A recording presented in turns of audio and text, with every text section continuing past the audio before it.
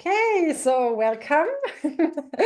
And I'm super excited. I have a special guest today in my podcast show, Soul Creation. And this guest is Marte Siebenhar, who lives in Miami, right, in Florida. And we did connect via LinkedIn, I think, like 2 weeks ago. And we were just like, oh, falling in love kind of connection because we had so many things we wanted to talk about. And I think you have such an interesting background as a musician, like being a professional oboe player, oboist, and now you are also a coach. And I'm very musical. I do play violin and piano, and my boyfriend is a musician. I have many musician friends in my circle. And that's why I thought I'm gonna invite you to a show and to a talk, and you can share about you and also the connection between music and coaching, energy work, coaching and music. I think that's super interesting. So thank you so much for being my guest, Marte, and maybe you can just introduce yourself a little bit. Who are you, and also like how did you actually pivot from being a professional musician into now being a coach and helping also business owners with their mindset and their energy? How did that actually happen? I'm interested in hearing it again. Wonderful. Well, thank you, Lisa, for having me. I'm really grateful to be here. And it's always lovely to have people jump off of the digital world into real world. So even though we're also Yeah. digital here because we're on different sides of the planet, it's really wonderful to connect. And I think there's just something really special about sharing energy and connecting. So thank you for having me. So yeah, I was always the kind of kid who was interested in creativity and esoteric things, mysticism, magic, that type of thing. Mm. And I ended up finding my footing in a way that my parents would really encourage me, not only reading and studying, but also in the arts. So I was always having a paintbrush in my hand or a musical instrument in my hand. And I loved most of all that when you create arts with people, something really special happens. Mm. So I had my eyes set on becoming a professional orchestra musician, and I went to music school in New York City to study oboe, and I am so thrilled for everything I learned there, which, my parents are teachers and they were a little like, okay, do this thing, but also use your brain. And Oh. being surrounded by some of the most amazing arts and culture in New York City, it felt like the world was my classroom. I could walk Mm. outside and not only have that at my fingertips in school, but also going to the Met Museum and Wow. just really enjoying being in those spaces. But when I was in college, I got into energy work and I was not expecting to. But the very first time I meditated, which I didn't know what that was, I had been doing spiritual study and I was interested. I was kind of the person always in the esoteric part of the bookstore Mhm. if left to my own devices. But I didn't really have any formal training and I felt kind of alone. So my friend said, come learn to meditate. It'll be fun. So we ended up going to a ballroom at a hotel in New Jersey, and it was a darshan, which means meet the teacher. I Yeah. didn't know what that was. So the very first time I meditated, I met who ended up being my spiritual teacher. And I had no idea what was happening at the time, but some of the things that really stuck with me were things like you are not your body, you're not your emotions, you're the soul. And that really spoke to me, even though that felt like a little bit out of nowhere, right? So, but I felt energy move, and then I got into energy healing, and I was really, really into it. And as I was going through school, I realized that part of why I love being in an orchestra is you make something together you can't make by yourself, and Yeah. you move a lot of energy. Mm. And there's something like really connective about that. If you have ever been in an ensemble making music with other people, wow. I mean, it can be stressful, it can be freeing, it can be amazing. And where that ended up going is I wasn't sure that that would get me a job. Mm. So I got my master's in orchestral performance at Manhattan School of Music, super grateful. And halfway through that, I had an opportunity to sub with what I consider to be my top orchestra, the top orchestra in New York City. Wow. And I felt so excited. I was just a sub. I was just kind of there for, 2 or 3 concert cycles. And I had a fantastic experience, but what I mainly realized was these people are not just good at playing, they're amazing at listening. Oh, yeah. And as when you are in space when you have all of the sound around you. And it really is like an energetic experience. And that was so beautiful to be it felt like a Rolls Royce. Like everything is so Wow. beautifully responsive and there are Yeah. things non-verbally happening and people really being in the energy together. It was just magic. And then I realized that I wasn't really happy only doing Mhm. things that were on the page. I really liked ambiguity. I liked being in challenging situations, Mhm. places where maybe people disagreed. And there's a lot that in music you're working with disagreements all the time and coming to something you can produce together, whether or not you ultimately agree, you find a way, which I think is a really beautiful transferable skill to coaching and other ways. But really being there witnessing to something that doesn't exist, existing, and then not existing again. Yeah. So music is very ephemeral, it's very short term, but the way it makes you feel is something you remember long after that. Wow, that's So beautiful. That's a really, yeah, that's wonderful. I love to listen to you. Yeah, it makes total sense. Yeah, yeah. Thank you. Okay. yeah. Yeah. So what happened after that was I really kind of lost my interest in professional music making. I really wanted to know that my work had impact, and I realized I was so stressed out. I was worrying all the time about how I sounded, and I just had a lot of negative self-talk, like really, really, really, really negative. And there's something about that where I just felt insecure most of the time, and I didn't even know if it was worth it because I couldn't even see the people who were out in the audience, and I couldn't make that connection with them. So for Yeah. me, that was the real disconnect. It's a beautiful, energetic thing, but in the end, I really wanted to connect with my heart and use words to do it, not just Mhm. have an instrument in my hands, which is lovely.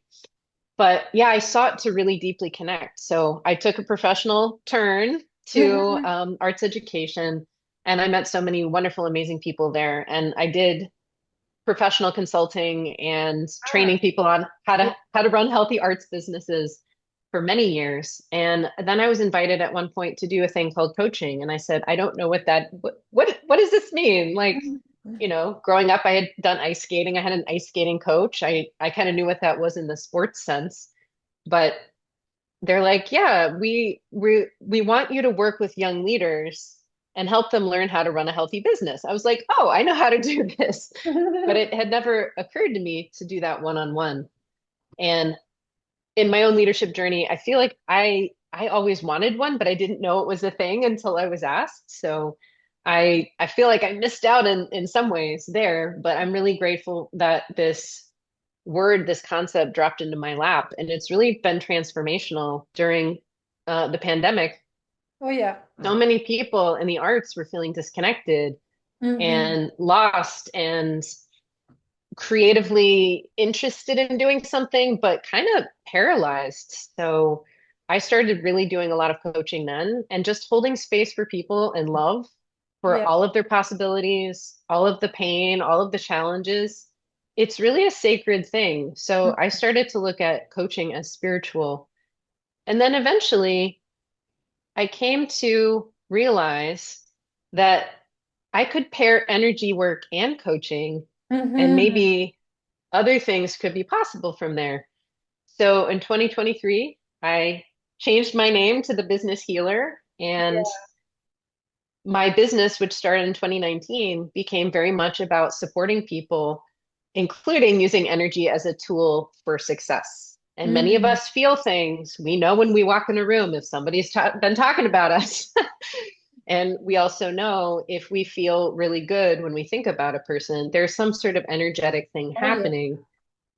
But we're not taught in business school to think about energy as something that we can work with in business. Mhm. So I switched my name. All my coaching clients decided to stick with me and try Mhm. this new format, and they started having breakthroughs even faster. So Mhm.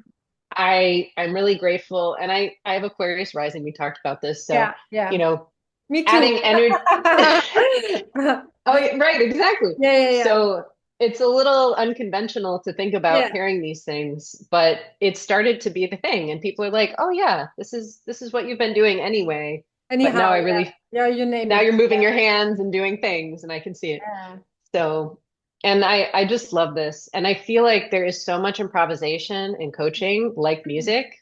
Oh yeah. You really are responding in real time to emotional energy, physical energy, and then mental energy. A lot of the people that I coach are amazing thinkers. And Mm. sometimes when I ask them what's happening in their bodies, they're like, oh, let me think about it. It's like, okay. Hmm. Yeah, I get it. Yeah. So Yeah. yeah, but that brings us back to Oh. coaching, and the energy work that I do is called pranic healing. Hmm. And the teacher that I met when I was 18 years old is his name is Grandmaster Cho Kok Sui.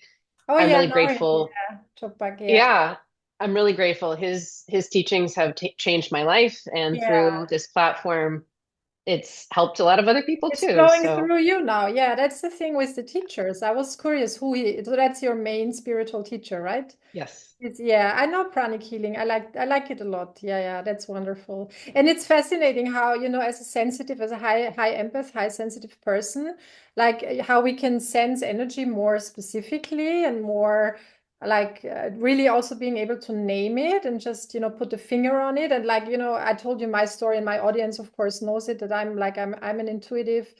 And it's funny because when you talk, I actually do feel the lineage, the master lineage coming Hmm. through, and it's so beautiful, really. Now, and I'm even more grateful for our connection, listening to it again, because I feel there's so many like synchronicities in what you are talking about, the connection with music, then the experience in being in an orchestra. I mean, I was never a professional musician, although I had the dream of becoming a conductor for some years when I went to high school. So I had a passion, or I still have a passion for conducting and orchestra music. And I had a dream of, because I do play violin and piano, so that's a good thing to have. But then I felt a calling to really go for the, personal development, going for spirituality, going to long retreats in ashram. So that was my choice, and I'm super happy with that. But I always feel that music and also the energy work, it's like something that's so innate to me. And I feel, for example, when I'm leading groups with the constellation method, it's a very multidimensional thing, and you have to be so aware and high vigilant and reading the room, reading the energy, reading the body language, being very like just seeing every little detail of a facial expression, a body expression. And that's sometimes I feel it's a way of conducting energy in the group or in the room. And of course, as a musician, I mean, I just had like a year, I think I was playing in an orchestra, and I had the most like blissful experience. I mean, although it wasn't like a professional orchestra, but anyhow, just sitting in the orchestra and being surrounded with all the violins and being part of this bigger thing that's going on that like takes over. It was so, as you said, like ethereal. It was like so out of this world. And I think it's a very nice metaphor, to what we're doing as coaches, especially as energy coaches, because it's really like being a vehicle for higher wisdom, higher frequencies, higher consciousness. And also in the business, that's what I'm also doing now. I'm a business coach, business mentor, but with a strong spiritual and energetic approach, because I think the energy is like, it's our currency.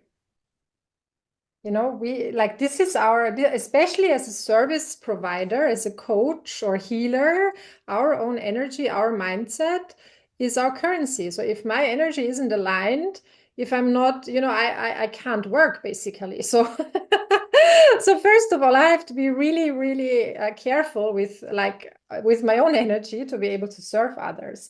And I think it has to do with self-love, with self-worth, with awareness, and also with knowing the right tools, of course. Yeah. So as you said, like prana healing is wonderful. I always love to get the prana healing. I have someone in Vienna. I have to go back to her. I haven't been there for a long time, but I always went there. I was like, oh yes, I'm getting like energy showers. I love that. And I'm doing quantum healing, which is really similar. Also, like on the distance, I love how it works on the distance. Like there is no Yeah. time, no space really. It's just like boom, it's like instant. And we can change so fast with that. It's like it's not, I think it's not the intellectual level is as important also, like just being able to verbalize, to understand, to know, but then you have to go to a deeper level, to the subconscious and energetic level, to really change the paradigm, because only talking about it and knowing it will not change anything, and if you really change Right. the subconscious and the energy, you can create a different reality. And I love how science and metaphysics now really come more and more together. I think it's a process that is going to take time still, but I do think we're much further ahead than like a few years ago or a few decades ago, where the science gives space to the metaphysics and the metaphysics gives space to the science. And it's just coming together and working together. And also in the business field, so many leaders, they have to include all of that in, like it's just kind of a self-help toolbox. That's how I like to use it and teach it to my Yeah. clients, don't you think? Yeah. Totally. Yeah. Most of my clients are founders. Yeah. And I think there's something that you have to believe in something else other than yourself if you're gonna actually become a business owner. Like there's Yeah. so many things that you don't realize you're gonna need to know that you are going to have to figure out, and you can't do it by yourself. I'm personally a fan of YouTube and all of the tutorials and all the things like you learn YouTube and then you learn there's a way to do YouTube and oh my gosh, like it's feels like an endless Pandora's box in a good way where you're like, oh, I didn't know I needed this skill, but it's come in really handy. Like I have a arts education background and I've designed curriculum for 6-year-olds and then a culminating concert where they not only bring what they've learned, but they also lose track of time if you've done it properly, which is like, how can you make a 6-year-old forget about time? There is Mhm. something about designing experiences that move consciousness and move emotions through Mm. time and space that I really loved about my early work in arts education. If something's happening in the classroom, and you're teaching kids music, if they're not getting it, it's not them, it's you. So you have to be really adaptable, really flexible. You say yes. It's almost like improv in that way. You say Mhm. yes, and you're totally vulnerable at the same time as you're totally present. And I Mhm. think there's something that happens when you're in that space that feels very much like music and Mhm. very much like coaching. And one of the things that I used to do that I loved is strategic planning. Now, strategic planning may not be everybody's like, whoa, that's the thing for me. But here's the thing, it's a tense time when most people are going through periods of uncertainty and they're looking for answers. And there's always discomfort on the way. And I didn't even have the words personal development, but that's been me my whole life. Not that I think I'm inadequate in any way, but I just wanted to know myself more. I remember as a kid like looking at myself in the mirror and my mom would walk by and she'd be like, don't get vain, like don't be so entranced with yourself. But I remember distinctly thinking like, wow, I have a body, like Yeah. wow, this soul has a body and I've got eyes and I've got Yeah. hands. It's like, wow, what a gift, what a gift to be alive. So yeah, there is something about this desire to connect and this desire to do better business. But I Mhm. think it's also business is a spiritual endeavor. And Yeah. I've been in really small businesses and really, really giant businesses. And I feel like the ones that are startups to me are my favorites because there's so much energy and there's a total reinvention all the time, which means you have to be leaning into discomfort a lot, Yeah. ambiguity a lot. And that is a beautiful thing, but it's not for everybody, right? It's not for everybody, but there's a sense of energy. And I think people now who are starting companies are aware that the Reiki or the massage or whatever they get to fill their cup and make sure that they have, enough energy to do their work. Like you were saying, you have to fill up your cup. Yeah. they're realizing like healing can be a tool to help them maximize their energy so they're not leaking. Mhm. They're aware of how to channel not just their own frequency, but this consciousness of a business. We literally call it an entity, a business Yeah. entity, Mhm. right? Entities have their own consciousness. So when we're working with business, whether we're aware of it or not, there's energy we're Yeah, working with. exactly. So Yeah. I think it's just good to bring it out into the open and recognize probably what we're all going for, that sense of connection, that sense of purpose, that sense of impact. For me, like that's the business appropriate version of oneness. Yeah, yeah, yeah. That's great. Thank you. Yeah, yeah. That makes total sense. Yeah, and also what you said about the personal development, I always like to think of it as a service to the world, Mm, it's not only for our own like development, because then that can sometimes be a little like ego-centered, it's a spiritual ego-centeredness, which is a little yeah, weird because it's like the opposite of what you're thriving. You want to let go of the ego and you're kind of building it because you're so focused on your own thing. But I do yeah, think that the more you really know yourself and integrate, the more you can also receive of what's going on and be it's almost like I have a really good teacher. His name is Thomas Hübel. Maybe you have to check him out. He's teaching internationally in English, and okay, he's working a lot with collective trauma patterns and really on the forefront of creating healing spaces, big healing communal spaces where people can digest, the things, the crises that are happening. And he always says, like, the more, I think it's like the more you know yourself, the more you can be a host to the world. Because mm, otherwise, if you're not integrated, if you're still functioning in your trauma like patterns, you're either in hyperactivation, you're super in the stress mode, you can't sleep, you're anxious all the time, or you're completely numbing down, you're numb, you're not feeling anything, or you're in your head. And you're like, okay, this is not my business. But actually, it is like everything is our business because it's one, right? Everything is connected. And I think that's what waking up means. Like a spiritual awakening is becoming whole and recognizing that we are interconnected. And that's why I think my own healing journey, my own like self-development, personal development journey, and of course, helping others on their path really is a service to the world. And that's how I see it. That's what my calling is. Because sometimes I'm like, okay, I'm doing this since 15 years. Like, whew, it's not an easy job, like people always think, well, she's so like lucky. She's just so lucky because she's so talented or whatever. And I'm like, no, no, no. I mean, the talent is one thing. It's like as a musician, right? You have to have a talent, but then you yeah, have to work hard. That's the yeah, discipline.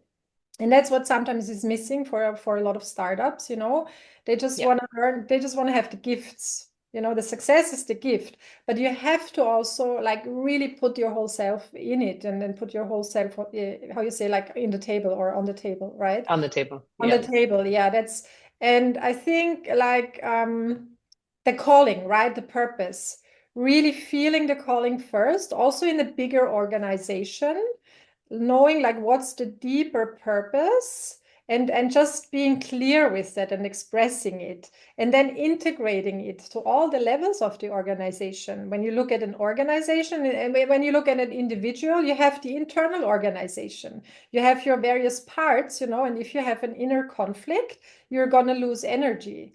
And the more integrated you become, the more whole you become, the more resource you also have, because it's like a natural alignment. You can also look at it as if you look at the body, like I like cranio, for example, craniosacral work, body work.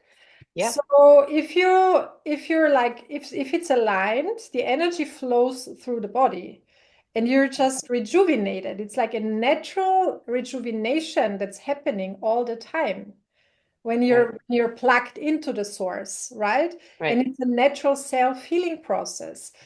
right. And I think that's the beauty of it, that there is so much like abundance and like help, that we are actually able, we can receive, but we have to first be open to receive it.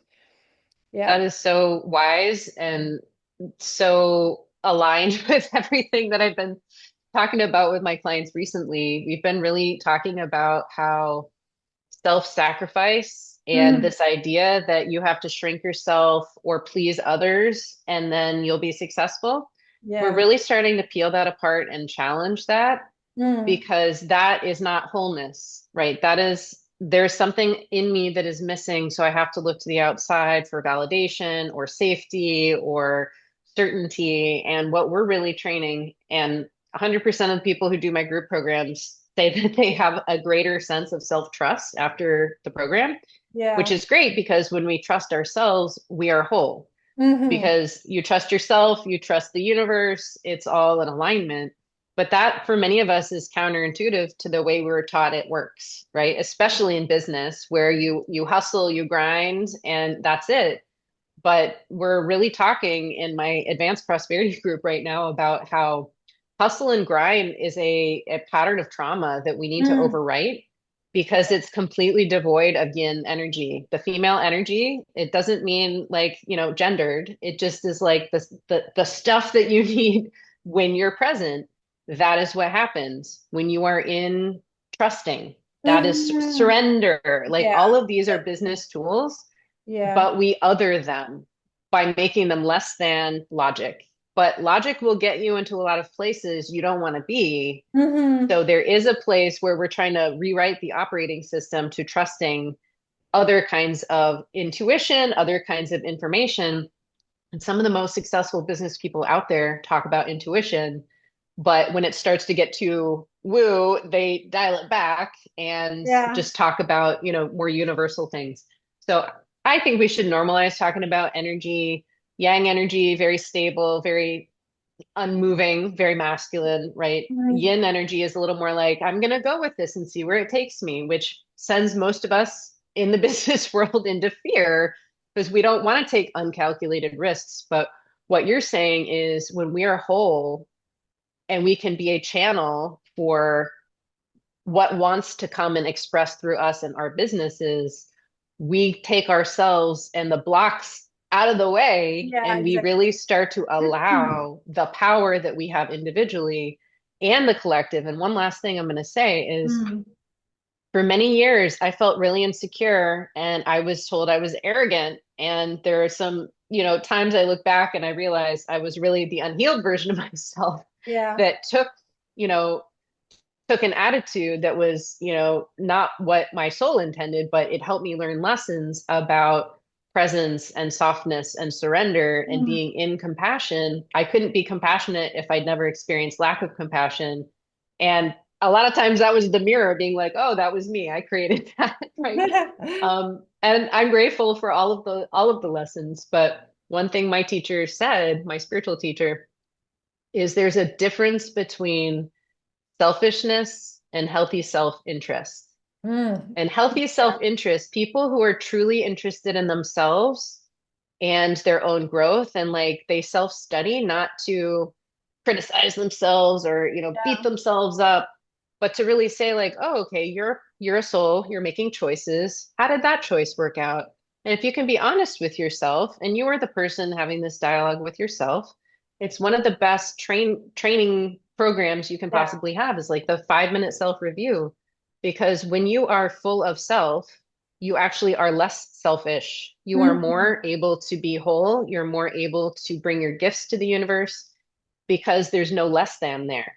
Yeah. There's like, you see yourself as a partner in your study of your life as it goes, not Mm. at the end, not only at the end of the year, but as you go. And in that way, constancy of aim and effort, that's what you were talking about. The hard work repeated over time creates your results. So if we're looking to have joy, if we're self-studying every day, like what was not joyful? Are there Mm. other choices I could have made? I wonder what would happen if whatever, whatever. Yeah, exactly. Again, not coming from this place of you're wrong or you're bad, but like, I made Mm. choices and now I can make other choices. What would happen if? And then we look at it again tomorrow. How did that go? Yeah, Where's the joy? You know, yeah. and I like solving for joy because joy is a strategy in business, and we never ever talk about that. But why Mm. else are we doing this if joy is not part of it, Yeah, right? yeah, exactly. Yeah, of course. I mean, joy is like one of the expressions of the soul. It's like the bliss, that's who we truly are. It's our innermost truth to be blissful. And that's like it. Yeah, of course, that's what's driving us, right? The passion, the joy, the talents, and then also just like the urgency of evolution, like just using the time wisely. That's what my teacher always says. I also have a really powerful spiritual teacher, and he always says that having a human lifetime is like winning the lottery because it's so rare to get the chance, to having a human lifetime. And only as a human, you have the Yes. higher faculties like intuition, imagination, free will, coming to full self-realization, knowing yourself, knowing God, and just using the time wisely because we are here for a reason, like we have a purpose. That's why I did my first book is Soul Creation. That's a book about really finding your purpose and also manifesting from a place of alignment with source and soul. And I wrote it because I know that many people, they have a feeling of being like it not important enough, not worthy enough, just being one of thousands or millions of others, especially when you're starting out a business, right? Because you're like, okay, I want to help people, but there's so many others out there. There's so much competition. Why should I make a difference? Because you have to make a difference. Everyone has to make a difference, and everyone is needed. And it's more about the co-creation now. That's the new paradigm Yeah. that can really make a change and not the old world. And as you said, we have to really like establish new paradigms and override the old ones. And I think, I mean, of course, one important aspect is the shadow work, the healing, really the deep healing. Like I work a lot with ancestral healing, really going back into the system, into the DNA of the family. And then, of course, you have karmic patterns, from past lives. You have cultural paradigms you're just born into, and it's all interconnected. So I always like to think of it that it's really not personal. What's happening, Mhm. what's like what we're experiencing. Of course, it is personal, but then it's also not personal at all because it's a universal experience and everyone has the same stuff going on. Everyone has Yeah. fears, trauma, Yeah. insecurities. And then, Yeah. of course, on the other hand, when you have success, it's also not a personal thing because it takes so many and it takes grace. It takes like the support of the universe to really move, like to create the results. It's a co-creation with the universe. And So good karma. yes, and a good Let's be karma, honest. of course. Yeah, yeah. And that's why also I think, yeah, just being very like just aware of what am I actually putting out there. Also in my thoughts, like how much am I actually, silently judging someone or comparing. Hmm. It's all like ego. It's like it's a habit, it's a habit. And we have to be just like becoming aware and stopping it. That's the only way out, saying, okay, Yeah. this is not gonna make me happy. It's not leading anywhere. And what is the truth? And then we can operate from a place of truth and compassion and love. Because that's when we start there, we will create more of that. I think that's Yeah. what we can do. Yeah, always just coming back to that realization and then just being done with the bullshit, to be honest, Yes. Right. Like, And exactly. And what that makes me think of is if we're just responding and reacting and we're Mm, not asking ourselves those questions, we miss an opportunity to develop discernment. And when we yes. talk about trusting the universe, trusting self, we can only really do that if we have reached a level of discernment, being able to tell what is true. Like when somebody shares something and I get goosebumps, I know that is true. Like Mm, that's true between my soul and their soul. yeah. But unless we're really isolating like self, and that's what I mean about healthy self-interest, getting to know you doesn't mean you're like, oh, I'm totally bad or I'm totally great. Like working with boards of directors, they think they're great at everything or they think they're terrible at everything. It's Mm, it's very few people in the middle who are like, well, we're kind of good at these three things, but these two things we need some work on, and that's where we're going to put our time and focus. And because, groups of people, just by being on the same letterhead does not mean that they are actually a group that is bonded, that is a community, that is a place of safety and connection. Yeah. So one of the things that I've been talking about lately is those new paradigms you were talking about.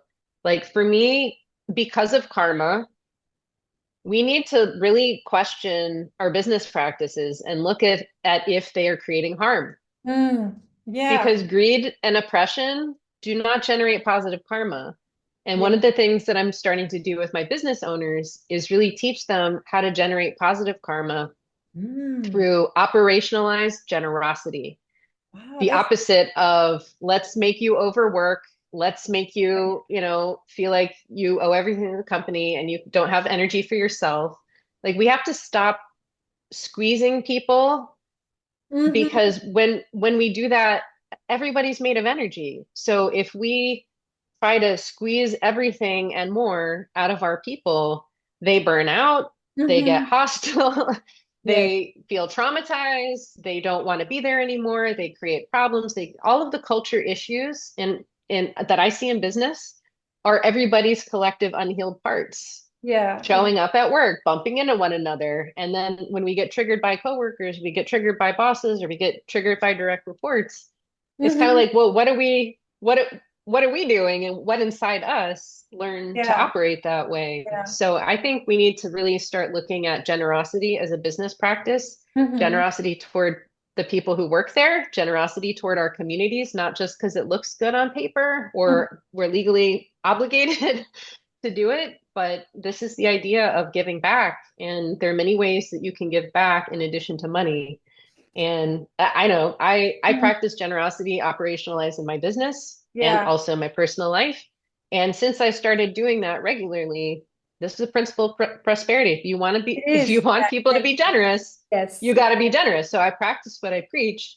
And, Totally. during the pandemic, when my business could have exploded and the company I left, most of the people got furloughed. My business doubled. So this works. I'm a living example of it. Mhm. And there's nothing that we've ever tested. Well, maybe the Patagonia guy, there are some examples, but we need to look at the paradigm of why do we believe we need to oppress and harm people in order to get ahead? What Yeah. if we all were generous and recognized everybody has superpowers? And when we come together and connect, we actually do more Yeah. than what we can do Mhm. individually. So those Yeah. are the new paradigms I'd like to see shift. Yeah, yeah, thank you. Yeah, that makes total sense. Absolutely.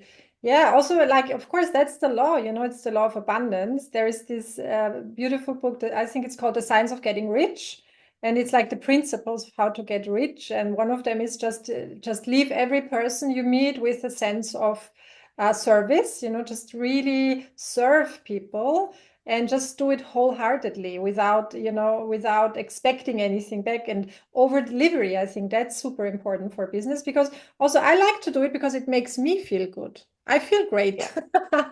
when I just help Yeah. someone without expectation. And that's Right. the energy I put out. And then, of course, you're going to receive it back because you're operating from abundance.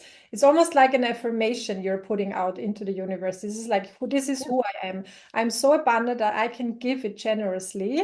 This is who Right. I am. And the energy, the frequency is going to attract the same. It's like the law. It's just a law. In the end, it's just using the laws. Yeah. That's one. Right. And then, of course, in the organizations, that's also super interesting to look at it as a collective consciousness, and just changing the paradigms of the organization. Also, just being more inclusive and really welcoming diversity. And I think that's probably one of the most important things right now, like, which makes many of us so sad, because it's like kind of going into the opposite direction. But I also see that there is a strong movement of people that are really standing up for their values, and of just, acceptance and inclusiveness, and not excluding people. That's really important. That reminds me, I've been thinking a lot about community, actually, our conversation and how we got into spiritual life and the ways that those were contrasting for me. Hmm. And I was really reflecting, and I realized after our conversation, I had a lot of grief that I've been doing this alone. Like I Oh, haven't yeah. had until my teacher, who's not in his body anymore. I get a lot of information and guidance from him. Mhm. But early on, I didn't really trust that that was a thing. And also, the friends that I had here and there around spiritual work, I was really hesitant to like lean in and make that my community. So it's like Yeah. I've been resisting community for a long time, but I've created a lot of community too. And there's something there where it feels so much easier to do this in community. And when we really think about like as above, so below, we're all one on some quantum level, Mhm. then this idea that there's an other is really foreign when you really start thinking about consciousness, because everybody has consciousness. They say even quantum particles, when they're observed, behave differently. So if there's consciousness in subatomic particles, there's consciousness in the whole, like you said, sacred human body. Like what are the chances we would be here? This is like a diamond that each one of us has, right?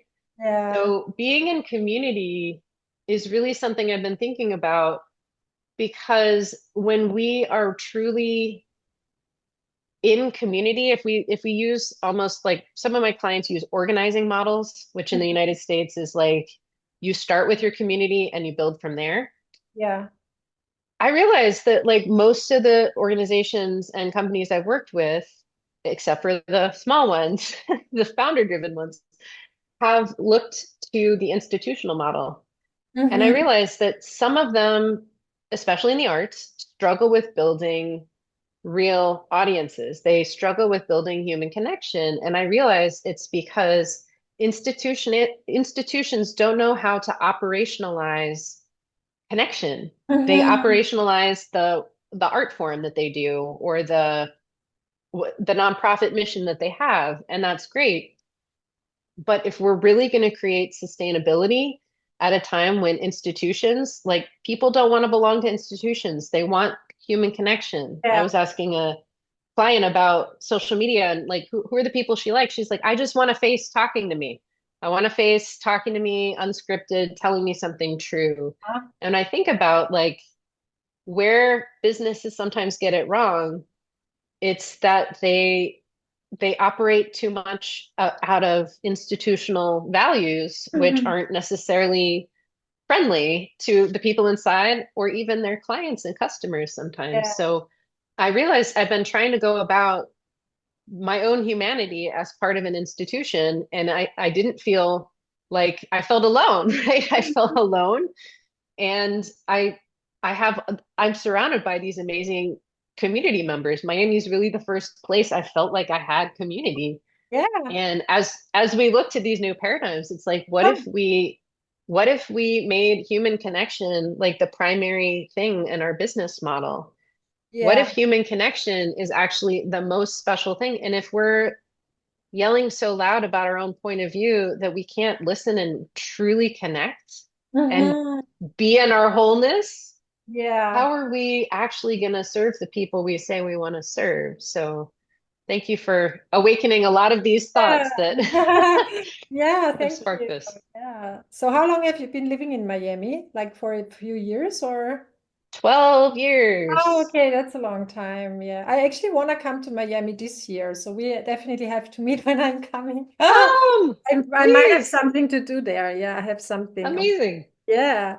Yeah, Oh, that's I a really love that. wonderful conversation. Also, when you talked like now at the end, when you were talking about the organization and how important it is that people start to listen to each other more, it made me like think of the beginning of our conversation when you were talking about the orchestra, that a lot of it is really the listening part, just really tune. It's like it's an attunement practice.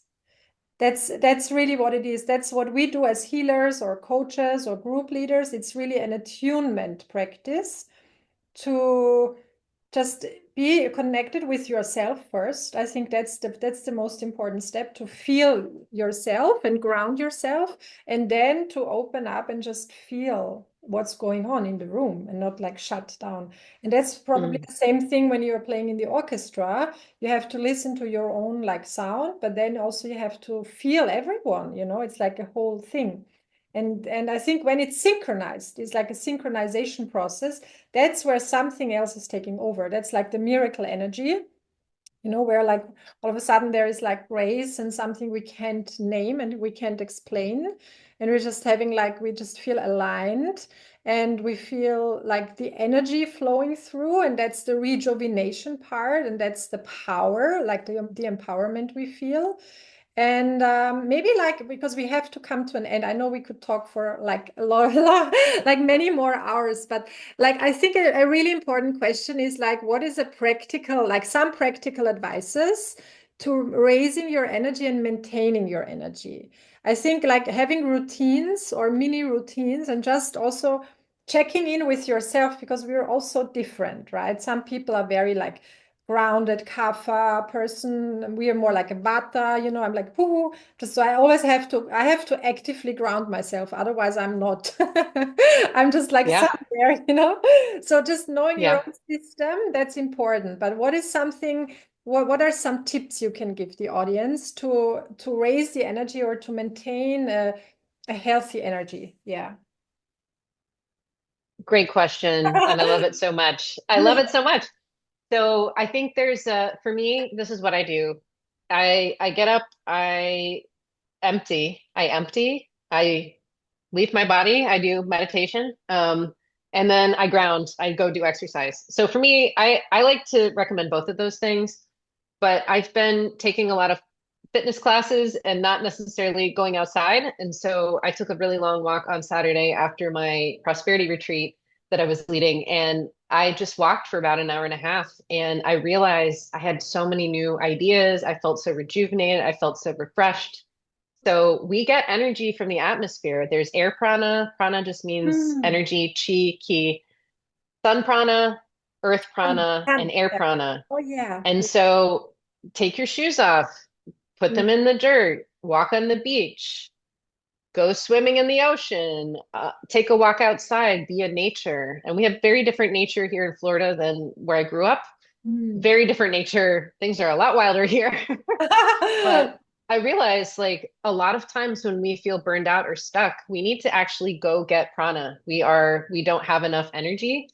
So first thing I always say,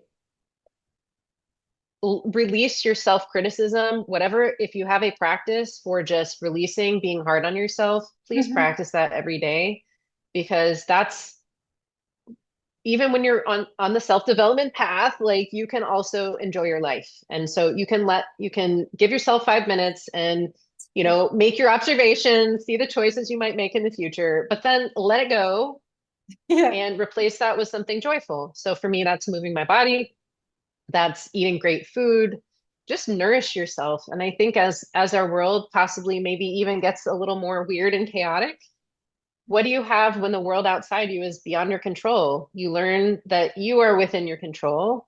So do what feels good, but practice self-forgiveness.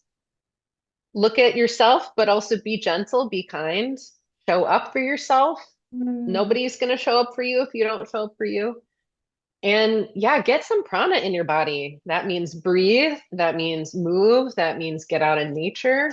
And the sun is And important. Yeah, sun. the Yeah. sun, yes, the sun is so important. We're in the And sunshine especially, state here. yeah, that's great. I mean, you live in Florida, but now, I mean, Vienna is good in spring and in the summer, but in winter it's pretty dark. But Yeah, even if it's dark, there is like between 11 a.m. and 2 p.m., I think there is a time window where my sister knows about it. She told me, I forgot the specifics, but she said it's a specific ray and light of the sun in this time window. So even if it's cloudy, you have to go out if possible during yeah, lunchtime. That's what I always do. I have like a routine. I just have my little path in Vienna. It's like I'm always like, I'm so fortunate I get to live in paradise, because Vienna is so beautiful. And then I just enjoy and I feel rejuvenated by just being outside and just feeling the yeah, sun. I think that's really important. totally, And then, of course, exercise, sports, nutrition, water, drinking a lot of water. I think that's also important. Having a totally. good sleep, having a good Good sleep. sleep, yes. Yeah. And then I think having healthy boundaries. I think that's maybe because Oof, many people, yes. if you don't have the healthy boundaries, you're just gonna be drained so easily because you're just falling into weird situations where it's like, Overgiving. yeah, it's a, and now, I had to learn that like a lot to really listen to if it is a no or if it's a yes. It's a resounding no, it's a resounding yes. And now when I get a no, it's a no. I don't even question it. I don't even want to know why. I'm like, okay, thank you.